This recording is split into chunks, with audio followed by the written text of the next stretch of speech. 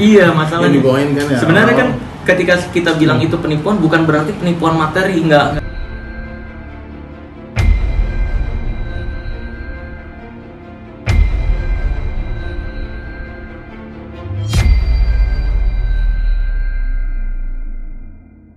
harus. Penipuan akal sehat kan.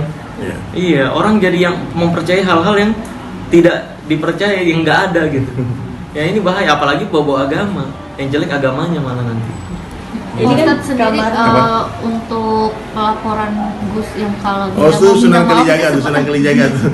Dia komentar di Instagramku, dibilang apa perlu aku turun tangan. Dibilang siapa saja yang dirugikan lapor ke aku yang laporkan. Nah itu Om Sunan. Jadi siapapun boleh. Nah itu ini untuk teman-teman semua korban-korban, jangan lagi ngelapor ke admin saya. 1.500 per hari chatnya. Ini dari teman-teman media nih, ya kan, kontak ke admin saya nggak ada yang dibalas kan.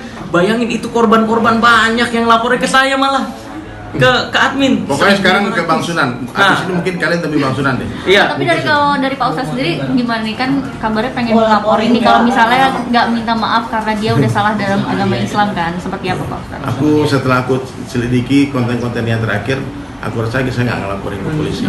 Kan gue udah bilang tadi. Iya. Karena ngelaporin ke rumah sakit. Tapi Pak Ustadz sendiri nggak setuju berarti dengan cara pengobatannya dia dan itu kan dibongkar. Udah dibongkar semuanya. Jadi gini loh, maaf ya, saya sering bertemu orang-orang soleh, bertemu dengan orang-orang yang punya karomah, maunah. Mereka orang-orang yang warak, yang tersembunyi, kadang di foto pun tak mau.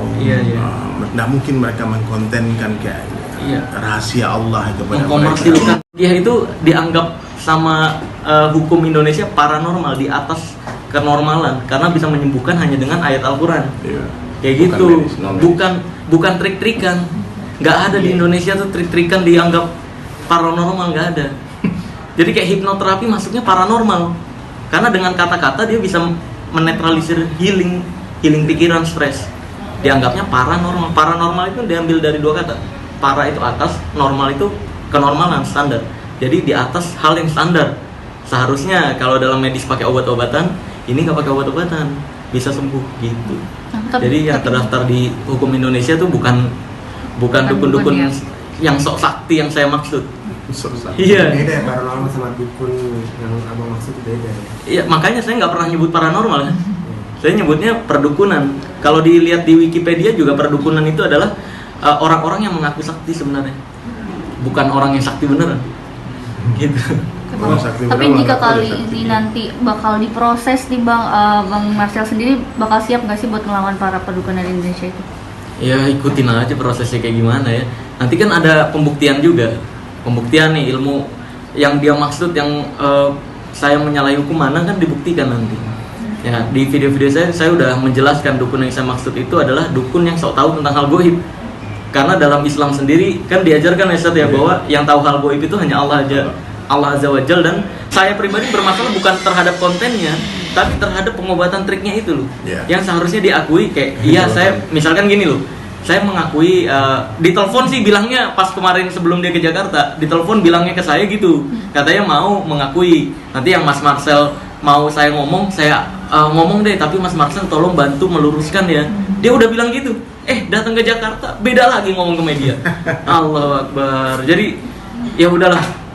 Kalau mau dibuat drama silahkan, saya nggak ikut-ikutan gitu. Kita murni dakwah karena Allah ya. Ini nggak ada tujuan apa-apa. Nggak ada nyerang dia. Kalau secara pribadi saya menyukai pribadi dia. Ya kan, kayak pakaiannya muslim banget, istrinya bercadar, luar biasa loh. Cuma kan yang kita kalau ngomong pakai sayang. Nah, kan itu lembut ya, asik. Cuma kan yang kita kritisi bukan pribadinya. Iya, yang kita kritisi bukan pribadinya, tapi apa yang panjenengan lakukan dia. Kemarin kan Marcel juga belum percaya sama individu sama indigo dia bisa lihat. Nah, Pak Ustadz sendiri itu secara muslim seperti apa sih Pak Ustadz? Orang yang mengaku bisa melihat jin. Kan dalam Islam kan nggak ada ya Ustadz ya?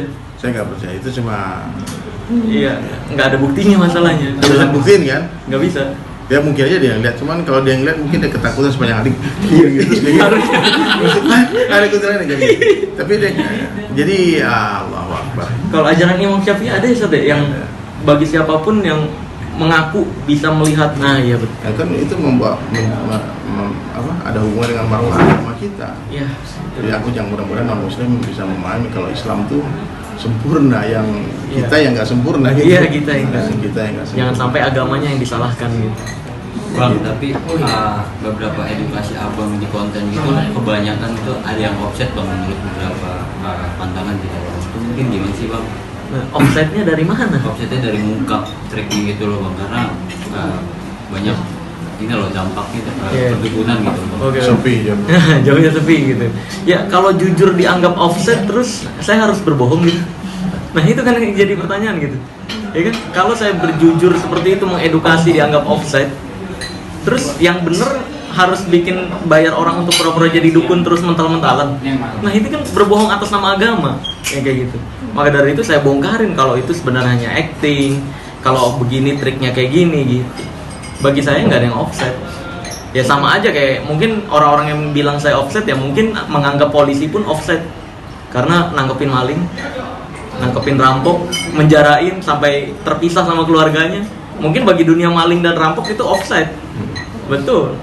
Tapi bagi dunia polisi ya itu memang kewajaran biar dia jerah, biar dia tidak melakukan itu lagi.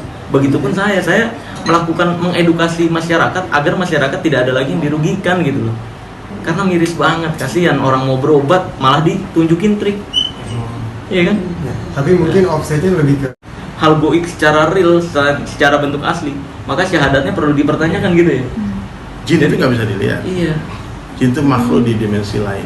Kecuali dia menyerupai ya Ustaz. Ya, kecuali dia mau memperlihatkan dirinya dan sebagainya. Iya, iya. Ya Allah, hidayah. Jadi istighfar banyak-banyak aja deh, istighfar banyak-banyak. Berarti memang kalau walaupun itu gift juga nggak pernah ada yang bisa ya? Islam yang mengatakan itu.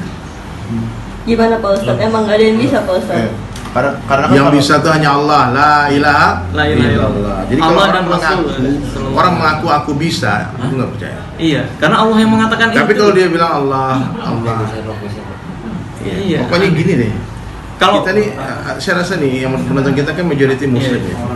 Dosa yang paling besar di dalam Islam itu kesyirikan. Iya. Tahu syirik itu apa? Menyekutukan Allah. Iya. Menyekutukan Allah dengan ghairullah, dengan makhluk Iya, iya. ya. Merasa bisa aku mengobati, aku bisa menyembuhkan, itu kesyirikan. Itu kesyirikan udah. Ya bahkan kalau kita nih, maaf, itu bukan hanya kayak dukun ya. Hmm. Orang sakit ingat dokter, ingat obat, itu kesyirikan. Oh, itu kesyirikan. Orang lapar ingat makanan, itu kesyirikan. Tapi itu mah bukan syirik besar ya. Iya, iya. Tapi mestinya kalau kita lapar kita ingat Allah, kita haus kita ingat Allah. Oh. Karena Allah yang menghilangkan lapar dan dahaga. Itu yang harus kita pahami. Oh, jadi kalau makan banyak pun kalau Allah nggak memberikan kenyang ya nggak kenyang. Nggak kenyang. Itu yang perlu dicatat tuh guys. even dukunnya Ya, bahkan nanti lihat ya. Ya. itu kesembuhan ini datang dari Allah gitu.